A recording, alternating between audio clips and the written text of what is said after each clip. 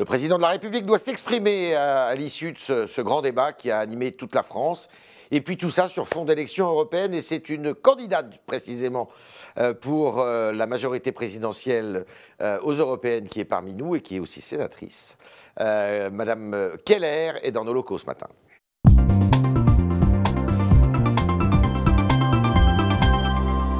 Fabienne Keller, bonjour. Bonjour.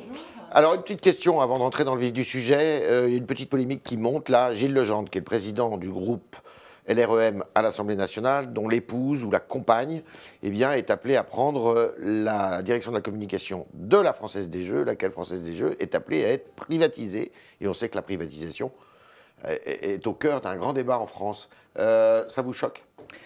Alors, je ne connais pas les éléments précis. Ouais. Mais on ne peut pas non plus empêcher que les conjoints d'une personne en vue, d'une personne élue, aient leur propre carrière. Je pense qu'elle a des compétences dans la communication, qu'elle a obtenu ce job. Voilà, je crois qu'il faut sûrement la transparence, parce que c'est une situation particulière, mais il ne faut pas non plus exclure que des couples aient deux personnes qui ont une belle carrière. Donc vous n'êtes pas choqué?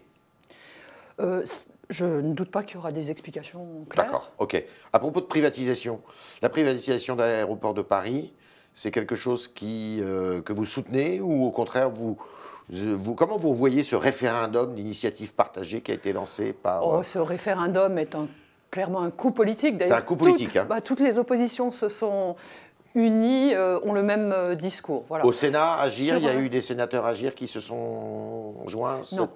Non. Par contre... sur le fond, c'est c'est une prestation importante pour le rayonnement de la France et le texte de la loi Pacte encadre très clairement les missions de l'acteur privé qui exploitera les aéroports de Paris. On peut aussi se poser la question, ça vaut à peu près 8 milliards, la participation de l'État. Est-ce qu'aujourd'hui, ces 8 milliards ne sont pas plus efficacement utilisés pour, par exemple, des services publics ? Qu'est-ce que vous attendez de l'intervention, je disais, du président de la République, là, normalement, dans les jours qui viennent? Comme tous les Français, il y a beaucoup d'attentes qui se sont exprimées pendant les grands débats. Franchement, ils étaient vraiment intéressants. Alors moi, j'ai une attente spécifique. Il y avait des femmes gilets jaunes qui, un temps, ont fait des réunions, puis ça s'est un petit peu arrêté, parce que je crois qu'elles ont beaucoup de responsabilités. Et il y a cette idée de l'agence de recouvrement des pensions alimentaires. C'est un gros sujet, ça, pour vous? Oui, c'est apparu aussi dans un débat que j'ai organisé à Strasbourg, dans le cadre du grand débat. Seules? Des femmes, parfois des hommes, mais plus souvent des femmes, qui devraient bénéficier d'une pension alimentaire. 40% d'entre elles ne sont pas payées. Aujourd'hui? Aujourd'hui. Nationalement? Oui, cela fait à peu près 350 000 familles avec beaucoup d'enfants. Cela les met dans des situations de pauvreté. Organisé au niveau de l'État, plutôt au ministère des Finances, une interface où on paye les bénéficiaires des pensions et on fait son affaire du recouvrement. Aujourd'hui, pour les femmes, c'est un très long processus. Il faut faire constater le non-paiement. Exactement comme pour les accidents de voiture, en fait. Le fonds de garantie qui, après, se retournerait contre... C'est un peu ça. Je ne sais pas, la comparaison est peut-être un peu osée, mais... C'est pas un accident de voiture. Ça peut être un accident de la vie, quand même. Mais je pense que ça sécuriserait la vie de beaucoup de familles et de beaucoup d'enfants. Et d'autre part, c'est une mesure, en fait, qui génère des économies, puisque si le juge a décidé un certain montant de pension, c'est bien que le conjoint est en mesure de le payer. Vous en avez parlé au président de la République?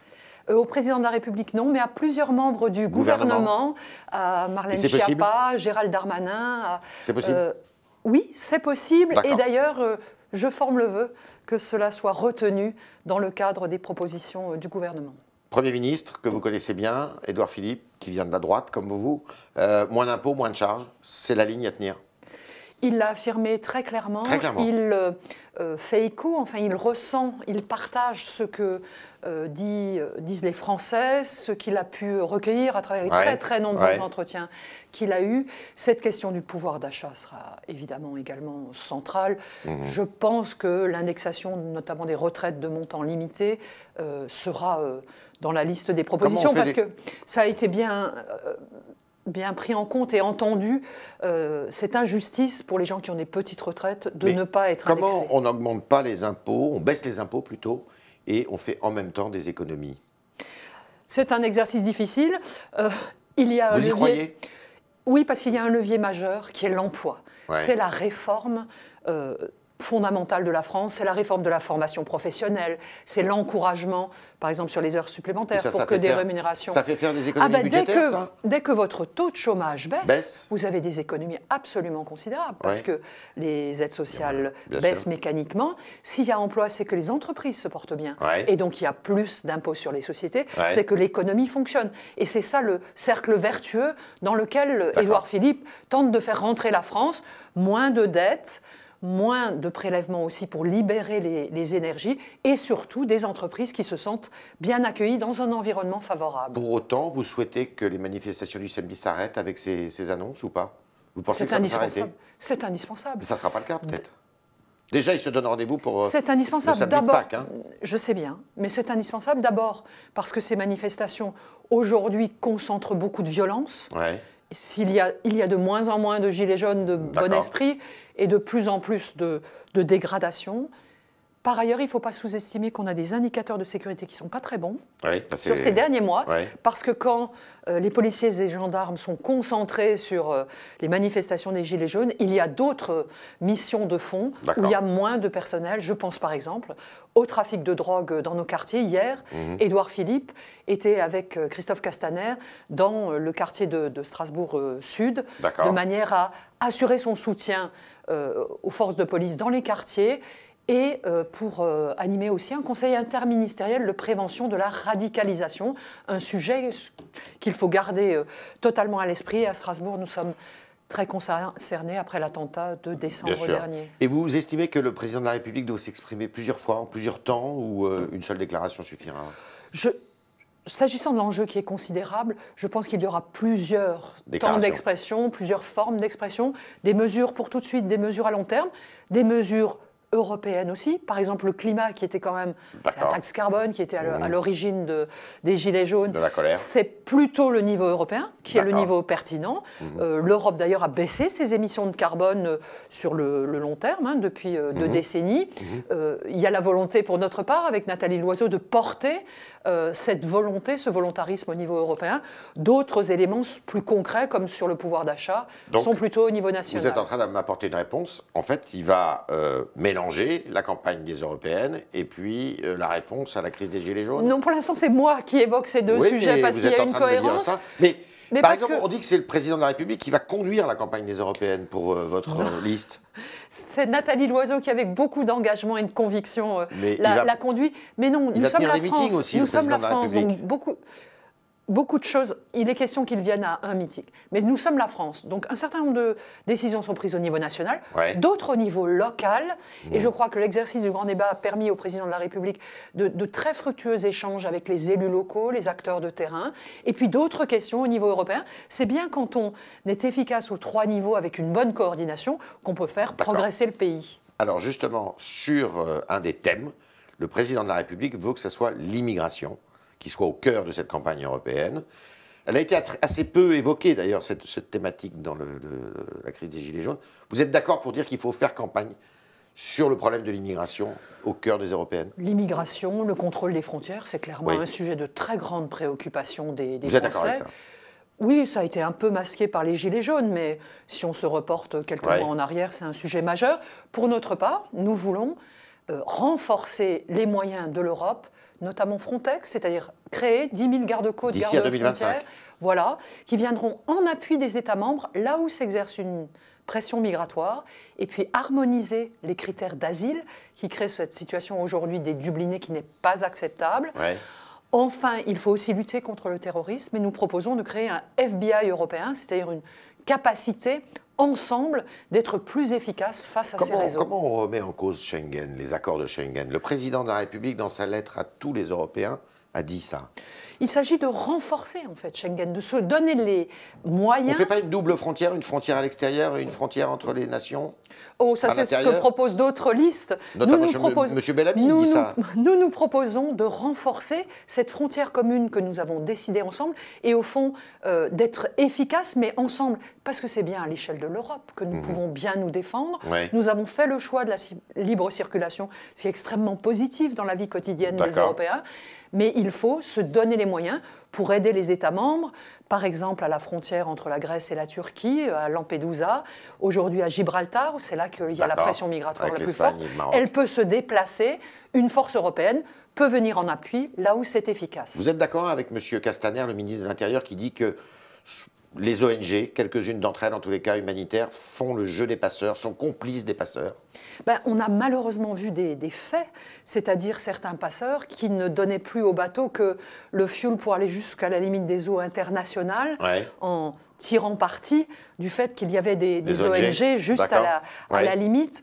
Il est vraiment très important de lutter contre ces réseaux mafieux qui exploitent ces pauvres gens qui sont en Libye, dans des situations catastrophiques avec des violences, en particulier aux femmes. Vous ne condamnez pas les propos de M. Castaner, alors? Je pense qu'il faut, par un volontarisme marqué, se donner des moyens, notamment des navires, pour pouvoir faire la police de la situation des passeurs. C'est contre les passeurs qu'il faut les poursuivre en justice? Il faut dialoguer avec elles. Et c'est ce que fait aujourd'hui Frontex, mais avec une vision claire, partagée et unifiée à l'échelle européenne. Madame Loiseau, est-ce qu'elle n'a pas un peu de mal à se faire entendre là, comme tête de liste? Madame Loiseau est une formidable européenne, engagée, qui a de fortes convictions. Vous avez vu le débat la semaine dernière sur France Télévisions. Le débat, c'était 11 contre 1. Oui. Il y avait 12 personnes qui parlaient, tous contre elle. Elle a du mal à se faire entendre. Elle avait, comme tout le monde, je crois, 12 minutes. Donc, c'est pas très facile de répondre à 11 personnes qui vous questionnent quand vous n'avez que ce temps de parole limité. Non, je trouve qu'elle est pleinement engagée dans la campagne. Elle a vraiment des convictions. Et pour moi, c'est ça qui est fondamental, avoir des convictions. Et cette campagne est l'occasion pour elle de les exprimer en toute liberté. Alors, il y a beaucoup de critiques qui ont été formulées contre votre liste en disant que c'est une liste qui est faite de gens qui viennent de partout, il n'y a pas de cohérence. Il y a à la fois un jeune agriculteur et puis M. Canfin qui est en deuxième position, écologiste, très militant. Vous êtes à l'aise là-dedans, vous? Je suis très bien. Moi, je suis très européenne, comme mes collègues du parti Agir, la droite constructive. Pour évoquer donc Jérémy de Serle et Pascal Canfin, donc un écologiste et un agriculteur, ils travaillent ensemble. Ils réfléchissent à une stratégie partagée qui permet de sécuriser le revenu des agriculteurs, d'assurer la sécurité alimentaire et de financer la conversion de notre agriculture vers une agriculture plus respectueuse de l'environnement. Est-ce que ce n'est pas ça la bonne solution? Qui mieux que les agriculteurs peut porter une éco-responsabilité? Nous portons cette vision de conjuguer agriculture et environnement. Et puis sur la liste, moi, si avec d'autres, j'ai quitté LR et j'ai rejoint Créer, Agir la droite constructive, c'est notamment pour être clairement dans une vision pro-européenne. D'accord. Parce que LR n'est plus un parti européen? Comme Jean-Pierre, moins peu, ils sont très divisés, comme les conservateurs britanniques, ils ont différentes sensibilités. Mais comme Jean-Pierre Raffarin et Alain Juppé, nous avons reconnu dans le discours, déjà le discours de la Sorbonne, du président de la République, une vision sur l'Europe. C'est la vôtre. Et c'est avec bonheur que nous la rejoignons. Nous ne souhaitons pas avoir une Europe honteuse, mais une Europe heureuse. D'accord. Est-ce que ça ne serait pas un drame si le président de la République et votre liste n'arrivaient pas en tête à l'issue de ce scrutin? Alors je trouve qu'en mettant la barre, que Nathalie Loiseau a mis la barre très haut. Oui, elle a raison. C'est toujours bien d'avoir des ambitions, mais pour le coup, le challenge est fort. On peut rappeler que le FN était très en avance lors des dernières européennes en 2014, très loin devant l'UMP à l'époque en force, c'est le gouvernement, c'est François Hollande, président de la République, grande difficulté. Donc c'est traditionnellement une élection à faible participation et donc où les extrêmes sont plus fortes. On ne peut que encourager les Français à participer à cette élection. Ça serait un mauvais présage si jamais il n'arrivait pas en tête, le président de la République, avec cette liste. À nouveau, c'est un challenge élevé, mais c'est vous savez que le président de la République est très volontaire et ambitieux pour l'Europe, comme Nathalie Loiseau. Très bien. On est avec Fabienne Keller dans les locaux du Figaro et c'est Jean-Baptiste Sémergent qui nous rejoint pour poser vos questions, chers internautes.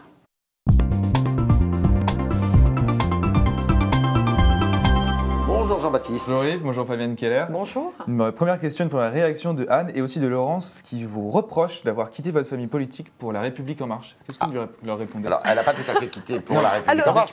J'ai rejoint l'UMP en 2002 parce que c'était un grand mouvement de rassemblement. Vous étiez à l'UDF avant au centre? Voilà, j'étais centriste à l'UDF, comme la CDU allemande que je connais bien puisque je suis de Strasbourg. Et puis un certain nombre de centristes ont quitté ce rassemblement pour créer l'UDI. Et puis il y a eu un moment de fracture qui a été l'entre-deux tours de la présidentielle où l'UMP n'a pas, à l'époque devenue LR, n'a pas été en capacité de dire clairement il faut faire barrage au Front National, comme Jean-Pierre Raffarin, comme d'autres. Ça a été pour nous un moment de rupture et de rupture de fond, parce que ça a été une rupture sur les valeurs.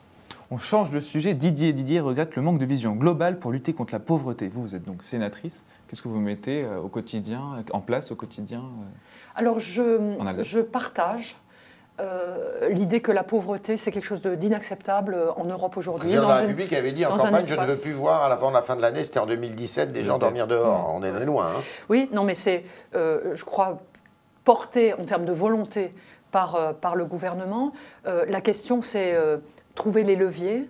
J'en évoquais un, les familles, les mamans solo. Il y en a d'autres, comme l'emploi.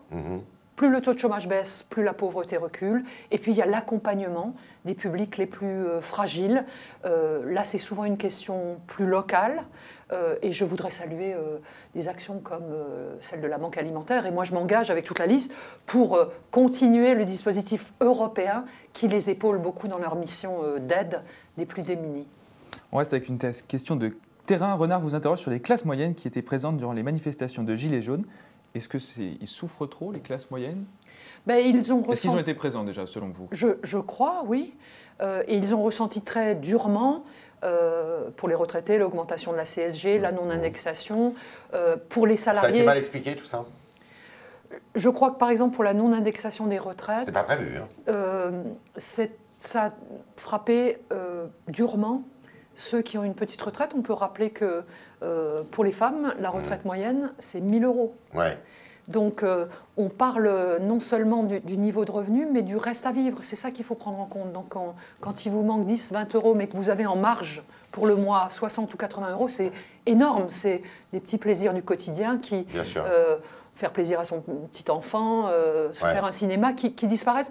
Donc je crois que le grand débat a permis cette expression et du coup il y a un ressenti très partagé de l'importance de préserver les personnes qui ont un revenu modeste et peu de perspectives. Denis voudrait avoir votre avis sur les violences, autant policières que du côté des manifestants, durant les Gilets jaunes. Est-ce que vous, à Strasbourg, vous avez pu voir, observer ce genre de problème? Oui, j'ai côtoyé ces violences urbaines. Des deux côtés. Je veux les dénoncer. Ça a eu un effet terrifiant de désinhibition. Hein. Ouais. On a vu d'ailleurs les chiffres. Va mal, non? Je pense que ça a été une expression, mais il faut rappeler que toute forme de violence est inacceptable et que ce n'est que le dialogue qui permet de résoudre les problèmes. D'ailleurs, dans plusieurs réunions, grands débats auxquels j'ai assisté, c'était assez touchant. Quelques personnes disaient avec simplicité « Ah ben c'est bien quand même d'écouter un avis même différent, mais de le dire sauf que les gens qui étaient paisiblement, de le dire en se respectant. » Les gens que vous avez croisés dans les grands débats, ce n'est pas des gens qui étaient dans les Gilets jaunes, non, souvent? Alors, les Gilets jaunes qui revendiquent parce que leur situation est difficile, moi je respecte et s'ils se sont exprimés comme ça, c'est parce qu'ils souhaitaient être entendus et avaient le sentiment de ne pas l'être jusque-là. Après, toutes les violences urbaines, violences à personne sont inadmissibles et on a vu quand même les images à Paris quand ils enlèvent des pavés, ils utilisent des trottinettes comme armes par destination. On est sur une forme d'action qui n'a plus rien à voir avec les revendications sur le pouvoir d'achat. Une question sur l'Alsace, c'était Marcel qui disait « L'Alsace est la clé de voûte de l'Europe ». Vous êtes d'accord avec ça? Alors, j'ai la chance de vivre dans une région, l'Alsace, où nous vivons l'Europe, d'abord à cause de nos voisins allemands et suisses, et puis parce que nous avons l'honneur, la chance à Strasbourg d'accueillir le Parlement européen et le Conseil de l'Europe, l'Europe des 47. Ça donne une connaissance, un partage de cette réalité européenne. La nouvelle patronne de la CDU-CSU en Allemagne, dans une expression récemment, disait « il faut supprimer le siège du Parlement à Strasbourg et tout mettre à Bruxelles. Qu'est-ce que vous lui répondez? On dit souvent qu'une nation qui ne se souvient pas de son histoire n'a pas d'avenir. Pourquoi historiquement Strasbourg a été choisi? Parce que c'est le lieu qui a changé de nationalité à chaque guerre, qui a connu des moments de conflits terribles. Pierre Pflimlin, ancien maire de Strasbourg, disait « L'Europe est un miracle, le Rhin était un fleuve de sang, c'est devenu le fleuve de la paix ». Donc c'est cela qui donne sens à l'Europe de Strasbourg. On voit d'ailleurs qu'à l'occasion du Brexit, le sujet de tension, c'est quoi? C'est la paix en Irlande du Nord. Ouais. C'est la paix la plus récente d'ailleurs en Europe, la paix du Good Friday, dont on fêtera le 21e anniversaire dans quelques jours, oui, le vendredi saint. Donc il faut revenir à ces fondamentaux, aux besoins de dialogue entre les peuples. Et je crois aussi à l'Europe polycentrique. Tout ne doit pas se passer dans l'Europe des lobbies de Bruxelles, hein, mais plutôt dans un lieu d'une certaine manière plus préservé pour les parlementaires, qui est Strasbourg. Et donc vous êtes confiante, il n'y a pas de menace particulière sur le Parlement? Je ne suis pas confiante, je suis, comme tous les Strasbourgeois, déterminée à défendre Strasbourg. Merci Fabienne Keller d'avoir répondu à toutes nos questions, y compris aux vôtres, chers internautes, qui ont été posées ce matin par Jean-Baptiste Sémergent. Et puis alors à lundi, si vous le voulez bien.